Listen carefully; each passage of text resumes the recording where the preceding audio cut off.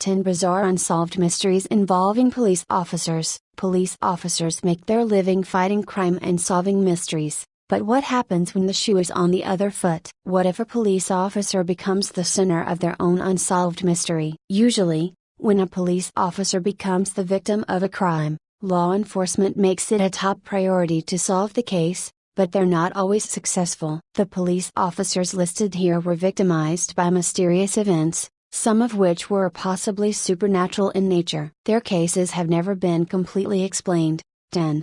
The disappearance of Mel Wiley. After a lengthy career in law enforcement, Mel Wiley became the police chief of Hinckley Township, Ohio, in 1982. 3 years later, the 47-year-old Wiley would vanish without a trace. The last confirmed sighting of him took place on July 28, 1985. 2 days later, his abandoned station wagon was found at Lakefront State Park in Cleveland. When investigators checked Wiley's apartment, there were no signs of foul play. Several days' worth of food and water had been left out for Wiley's 2 cats, and there were numerous personal items missing from both his apartment and his desk at the police station. The most intriguing clue, however, came from Wiley's office typewriter. Investigators performed an analysis on the typewriter's ribbon and discovered that Wiley had typed a letter to a friend, in which he claimed that he was tired of his life and wanted to disappear. Curiously, Wiley's friend never received this letter, and no copy of it was found. It seemed plausible that Wiley could have staged his disappearance, as he had gotten divorced from his wife the previous year and expressed a desire to retire from police work in order to become a writer. Wiley even claimed he had been working on a novel, but investigators could never find any manuscript for it. Wiley also never accessed any of the money in his bank account or police pension fund, and there is no paper trail for him. If he did manage to successfully orchestrate his own disappearance, he has managed to stay off the radar for 30 years. 9. The murder of Elwood Gaynor. A big, blue Nash sedan, a rouge-stained handkerchief, a chinchilla lap robe, a gangster found in a torched car at a New Jersey dump, one honest, dead cop. The story of the unsolved murder of Lancaster City Police Lieutenant Elwood Gaynor, the only city police officer ever killed in the line of duty, has guys and dolls, bootleggers and corrupt police, a mournful widow and 3 fatherless kids. Gaynor, 37, was found dead outside of Philadelphia in March 1927 after he left the city police station late one night without the usual tools of his trade, his revolver and blackjack, possibly on the hunt for a bootlegger who had committed a petty theft in Lancaster. Kneeling as if in prayer, his body still warm to the touch, Gaynor was clutching to his chest a mysterious leather bag. Theories abound, but no one knows exactly how the city police officer ended up almost 70 miles away from Lancaster, who dumped his body at a deserted spot along a Delaware County road, or why he was killed. The murder happened during Prohibition, a tumultuous period in city history when a hose carried beer through sewer lines beneath the city, and almost everyone, including many police officers, looked the other way. At that time, it was definitely a crazy time in Lancaster City, said Sergeant Timothy Frey, a city police officer who is helping prepare a memorial to Gaynor that will be unveiled later this month. It was kind of like the Untouchables. In fact, almost 50 years after his murder, city cops who knew Gaynor and his contemporaries still didn't want to talk about the case. I said, "Earl, what happened there?" And he said, "You aren't going to learn anything from me," recalled Jim McMullen, 84, a retired city police officer, remembering a conversation he had with an older retired officer about Gaynor at a police lodge in the 1970s. He got real touchy, like Gaynor's daughter, Jeanette, turned 7 several days before her father was killed. Years later, as an adult, she was shopping at Central Market when a man approached her, said Shirley Stock, Jeanette's daughter and Gaynor's granddaughter, who lives in New Providence. He asked her, "Are you Lieutenant Gaynor's daughter?" When she said yes, the man replied, "There's another chapter to that story, but I'm not going to tell it." Born a decade before the turn of the century, Elwood Gaynor served in World War I and was a machinist by trade. He joined the city police force when he was 32, already a married man with children, living at 540 Locust Street. A wiry, muscular guy with a level gaze, Gaynor had a reputation for being unshakable. He had not one but two nicknames: Skin, because he was so skinny, and Daredevil, for his brash demeanor. Hired as a desk sergeant, Gaynor quickly advanced to an operations sergeant and then a lieutenant, working out of the old Grand Street station, situated at the present spot of a small parking lot to the rear of Lancaster County Courthouse on North Duke Street. Frey said Gaynor was a rigid enforcer of prohibition, a stance that did not endear him to many in the city, including some of his co-workers. There was a lot of money surrounding the liquor and beer business, Frey said. Evidently, some police officers were involved with the bootleggers, working in distributing, or as a guard. Gaynor's reputation continued to cut a wide swath after his killing. McMullen heard about the lieutenant when he joined the police force in 1950, 23 years after Gaynor's murder. He was the only honest man they had on the job, he said, adding, Lancaster was Sin City, USA. City police still maintained the investigative file on Gaynor's case. The painstakingly typed, single-spaced reports on thin, onion-skin paper detail the police lieutenant's last night on Earth and the trail that investigators followed for months afterward, trying to find his killer. On the night of his murder, Gaynor was working his usual shift, 6 p.m. to 6 a.m., following a case that had been reported earlier that day. Two Elizabethtown women has been shopping in Lancaster City, when two men passed by in a large, blue Nash sedan. The men asked the women if they wanted a ride, and the women accepted, according to investigation and court documents from the case. The men eventually drove the women east of the city to a speakeasy called Dadmski's. One of the men, who said his name was Joe Doyle, flashed a label, A. Shupkin, New York, on his suit to show off his expensive, big city duds. The women later told police. The women borrowed one of the men's handkerchiefs, which had lavender stripes on it, to apply some rouge and wipe their faces with it. For some reason, the encounter took a sour turn. The women briefly excused themselves and the two men disappeared, taking the women's purses and packages, which they had left in the men's car. Now angry, the women caught a ride back to Lancaster, where they happened to see the two men drive past in the Nash sedan. They got its license number and reported it to city police, Gaynor in particular. Several hours later, at about 10:30 p.m. on March 28, Gaynor received a telephone call from a woman. They spoke for only 4 or 5 minutes and Gaynor told his co-workers he was going out to check on something. According to police reports, he left the station, unarmed. Investigators believed he may have gotten into a car that a local man often parked at the police station in exchange for letting officers use the vehicle. The next reports of Gaynor's activities came from witnesses. A city council member reported he saw Gaynor very late that night talking to two men in a dark blue car, standing with a foot on the running board of the car, on West King Street. The car Gaynor likely boarded was found empty, with its headlights on, in the 200 block of West King Street early the next morning. Several hours later and dozens of miles away, at about 5:30 a.m. on the morning of March 29, two men on their way to work found Gaynor's body on Hook Road in Sharon Hill, an area north of the present site of Philadelphia International Airport. The Lancaster police lieutenant was crumpled over, in the fetal position, face down, one arm extended, the other clutching a leather bag that did not belong to him. In the bag was a rouge-stained lavender-striped handkerchief, several shirts, smoked pearl cufflinks, toiletries, Pall Mall cigarettes, .38 special cartridges and a .25 caliber bullet. The shirts bore a distinctive label, A.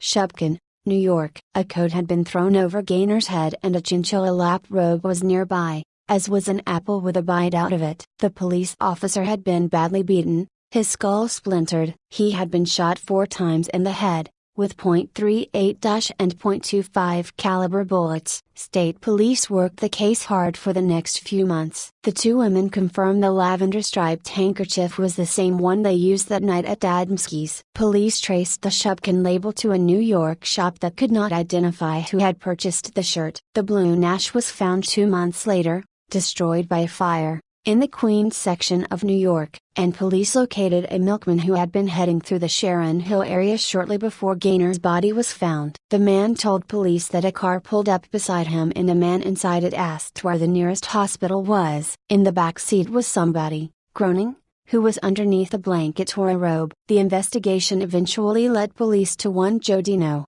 a New York bootlegger and gangster. Like Gaynor, he had a nickname. His was the Lone Wolf of the Underworld. A grand jury convened in Delaware County and a warrant was issued for Dino's arrest. But police could not locate him. There were unexpected twists and turns in the case still to come. 3 of the major investigators allegedly committed suicide in the months following Gaynor's killing, all of them dying from gunshot wounds to the head. Questions were raised about whether city police were working the case hard enough, allegedly because they didn't want to cut off their income from bootlegging, according to a story in the Philadelphia Inquirer at the time. In August 1929, more than 2 years after Gaynor was murdered, a night watchman at a dump in Newark, NJ, saw 2 vehicles drive into the facility. Only one drove out. A short time later, he saw a fire. He ran to investigate and found a car consumed in flames, with a body inside. The victim, who had been shot in the head,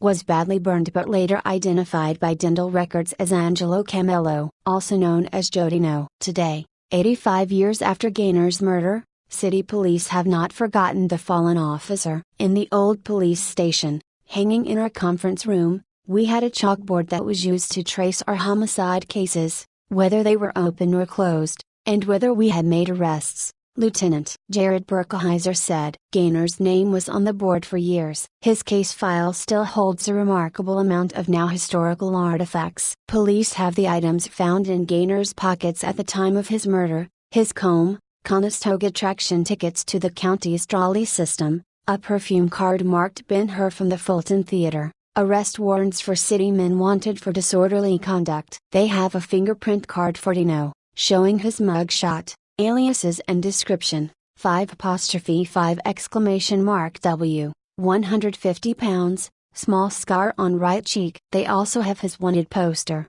offering a $1,000 reward. They have a signed 1934 letter from J.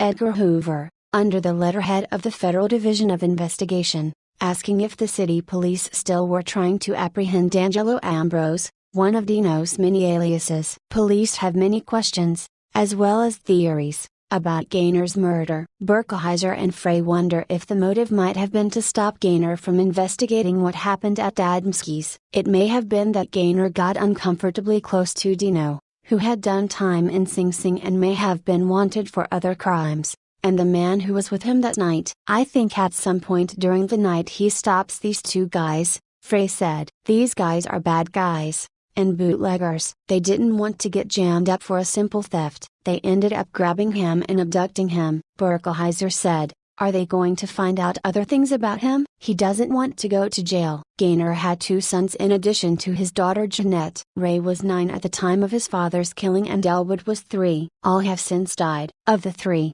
Jeanette Gaynor Keller was the only one to have children. Stock, 56, and her brother, Richard Keller, 54, of Lancaster, are Gaynor's only grandchildren. Stock is retired from Lancaster newspapers and Keller still works at the newspaper company, which publishes the Intelligencer Journal, Lancaster New Era. The 2 never knew their grandmother, Gaynor's wife, also named Jeanette, who died in 1949. She never got over his murder, Stock said of their grandmother. She functioned, but just barely. The siblings grew up in the Locust Street house where their grandfather lived at the time of his death and where their mother also grew up. Their mother didn't dwell on her father's murder. Still, she also had theories about what happened. She was sure it had to be because of Prohibition, Stock said. She thought it was gangsters or mobsters who killed him, and, when people started looking for the cop killers, the mobsters took care of their own. Keller and Stock are pleased that the present city police department has chosen to remember their grandfather with a memorial. The memorial will be unveiled at a ceremony at 6 p.m. Thursday,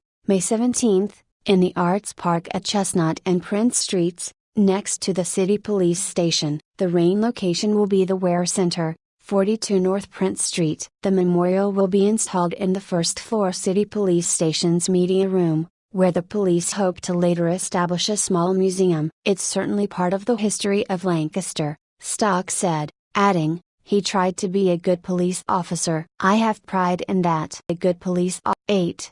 The suspicious suicide of Davina Buff Jones. In 1999, Davina Buff Jones was a 33-year-old rookie working for the police department at Bald Head Island, North Carolina. On the evening of October 22, Jones told the dispatcher that she was doing a patrol near the island's lighthouse and uttered the phrase, "Show me Atwood 3."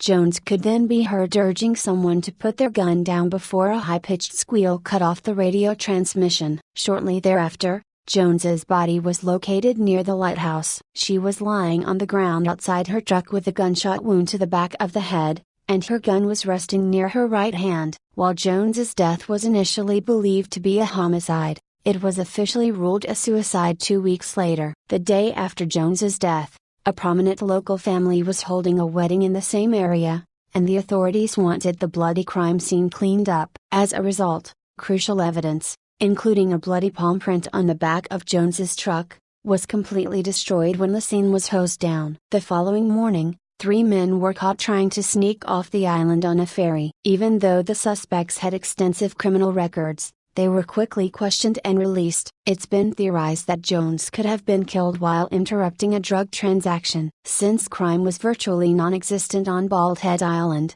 there was fear that rumors about murder and drug activity might have a negative effect on the community's property values. After an extensive second investigation, the controversial suicide ruling was finally overturned in December 2013, and Jones's cause of death was changed to undetermined.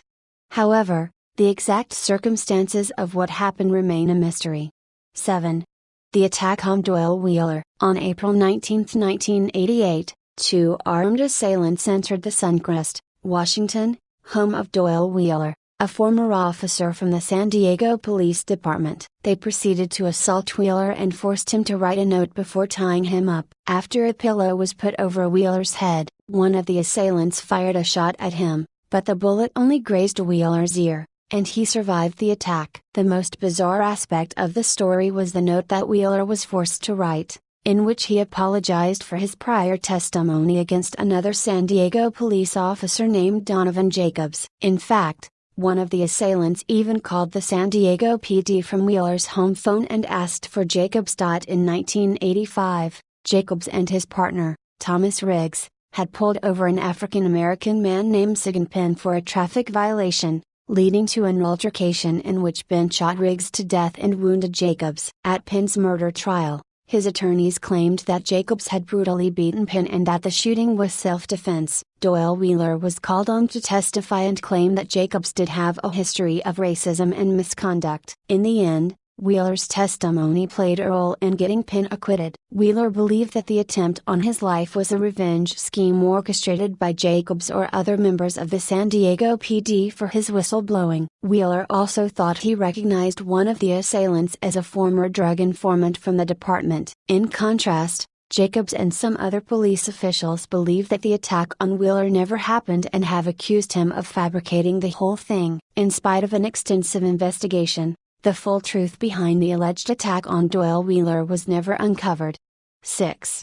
Herbert Shermers' alleged alien encounter. When someone shares a story about a close encounter with aliens, it's easy to write them off as a crazy person. But what if a respected police officer makes the claim? At approximately 2:30 a.m. on December 3, 1967, 22-year-old Herbert Shermer was on a seemingly routine patrol near the town of Ashland, Nebraska, when he noticed a strange set of lights at a highway intersection. According to Shermer, the unidentified lights immediately took off into the sky and vanished. He quickly returned to the police station and wrote in his logbook that he had seen a flying saucer. However, he was surprised to discover that it was already 3:00 a.m., even though his drive to the station only took 10 minutes. Shermer also had a splitting headache and an unexplained red welt on his neck. Shortly thereafter, Shermer was promoted to police chief, but his headaches wouldn't go away. They rendered him unable to do his job, and he promptly resigned. The strangest aspect of Shermer's story was the missing 20 minutes that he could not account for that night. Since Shermer had no memory of this missing time, he agreed to undergo hypnotic regression. While under hypnosis, Shermer described seeing several alien beings emerge from the flying saucer and approach his patrol car. They proceeded to bring Shermer aboard their spacecraft to communicate with him, claiming that they had been watching over the human race and were experimenting on them as part of a breeding analysis program. Afterward, the aliens returned Shermer to his car and erased all memory of his experience on the spacecraft, though they did leave a red welt on his neck. No one knows if Shermer actually experienced this alien encounter, but a small piece of unexplained molten metal was found at that intersection. 5. The alleged alien abduction of Alan Godfrey. At approximately 5 o'clock a.m. on November 28, 1980, Constable Alan Godfrey of the West Yorkshire Metropolitan Police Force was investigating a report about a missing herd of cattle near the town of Todmorden. While driving on a country road, Godfrey encountered an unidentified diamond-shaped flying object. After being blinded by a bright flash, Godfrey experienced his own missing time episode. According to Godfrey, the flying object just disappeared without explanation, and his patrol car had somehow traveled over 20 meters, 60 feet. Even though it was raining, there was a large dry spot in the middle of the wet road. Godfrey was also surprised to discover that approximately 30 minutes had passed, but he had no memory of what happened. A lot of strange events surrounded Godfrey's encounter. The missing cattle were soon found in a field behind a locked gate, but there was no sign of any hoof prints. 5 months earlier, Godfrey had discovered the body of a man named Zygmunt Adamski in a Todmorden coal yard. Adamski's official cause of death was heart failure, but he had disappeared without explanation for 5 days, and since his whereabouts were never accounted for, there was speculation that Adamski was abducted by aliens. Shortly after Godfrey's alien encounter, he had sex with his wife for the first time in years. Even though an injury had rendered Godfrey incapable of conceiving children, his wife miraculously became pregnant. Like Herbert Shermer, Godfrey agreed to undergo regression hypnosis and described meeting with alien beings inside a spacecraft. The notoriety behind Godfrey's story eventually forced him to resign from the police force, but he continues to maintain that the events actually happened. 4. The murder of George Conniff. In 1935, George Conniff was the sheriff of Pend-Oreille County and worked in Newport, Washington. On the evening of September 15, Conniff saw 2 men breaking into a local creamery to steal cheese and butter. During the Great Depression, these were considered valuable commodities for criminals who dealt in black market food. When Conniff attempted to confront the burglars, he was shot to death. The investigation into Conniff's murder went nowhere and seemed destined to remain unsolved until it made an unlikely return to the spotlight over 50 years later. During the 1980s, Anthony Beaumonte became the sheriff of Pend-Oreille County. While researching the Conniff case for his master's thesis, Beaumonte made some surprising discoveries. Beaumonte uncovered an old report in which an informant claimed that a corrupt Spokane police detective named Clyde Ralston was involved in Conniff's murder. This report was never properly followed up, but after reopening the investigation and interviewing some witnesses,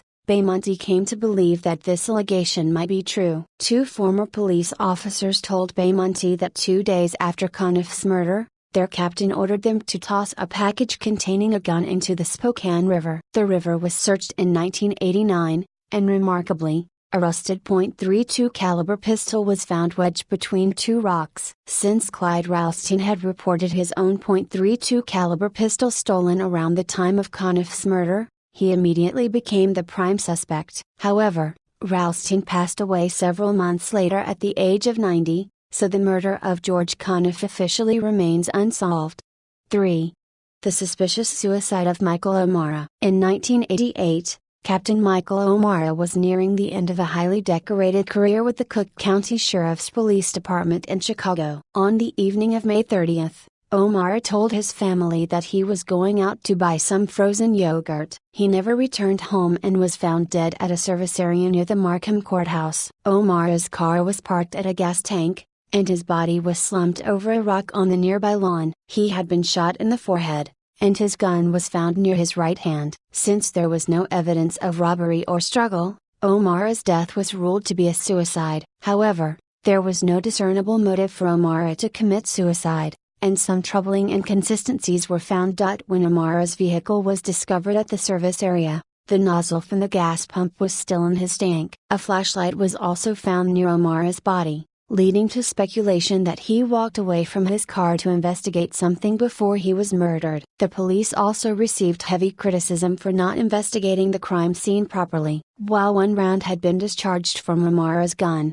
the fatal bullet which killed him was never found, and testing could not determine if Amara had fired his own weapon. Since Amara spent a portion of his career taking down the Illinois Mafia, one theory was that his death was a revenge killing. Another possible suspect was a former sheriff's officer who had recently been suspended by Amara for alcohol-related problems, but he was never interviewed and died 6 months later. While Amara's family successfully lobbied to have the medical examiner change his cause of death from suicide to undetermined, authorities continued to maintain that Amara killed himself.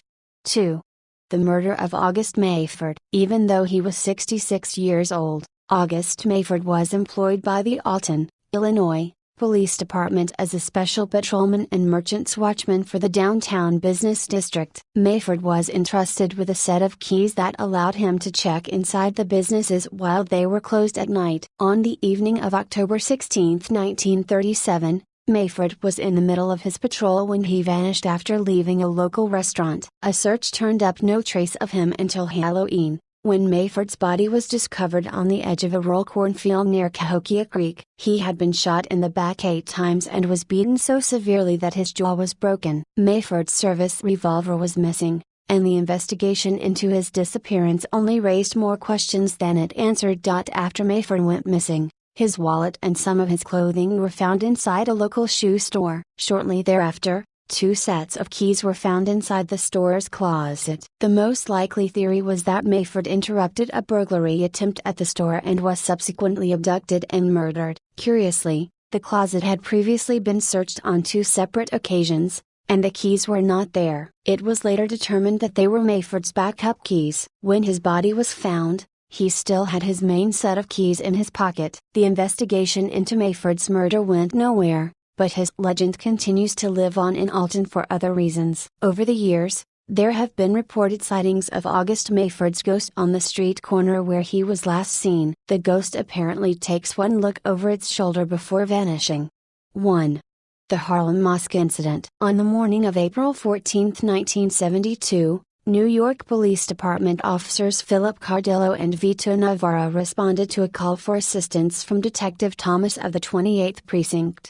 The call originated from the second floor of Mosque No. 7 in Harlem, the New York headquarters of the Nation of Islam. When the 2 officers arrived at the mosque, they ran up the stairs and were confronted by a dozen men, who forced them back down. When more cops arrived at the scene, a fight broke out in the reception area, and most of the officers were locked outside. During the melee, Officer Cardillo was shot with his own service revolver by an unknown assailant. He succumbed to his wounds 6 days later. Following the shooting, an angry mob arrived at the scene, and the situation escalated into a riot. To maintain the peace, the police were forced to withdraw from the mosque without preserving the crime scene nor arresting any suspects. While there was indeed a Detective Thomas who worked at the 28th Precinct, he never made the call for assistance, which was likely a trap to lure officers to the mosque and incite a confrontation. Witnesses identified the mosque's school dean, Louis 17X Dupree, as Cardillo's shooter, but due to political pressure, it would be 2 years before Dupree was indicted for murder. However, there wasn't enough hard evidence to prove that Dupree pulled the trigger, and his attorneys argued that Cardillo could have accidentally shot himself during the chaos. Dupree's first trial ended in a hung jury, and he was acquitted the second time around. In recent years, there have been allegations that the FBI's Coinel Pro program could have orchestrated the fake distress call in an attempt to discredit the Nation of Islam. The full truth about who incited the Harlem Mosque incident and shot Philip Cardillo remains unknown.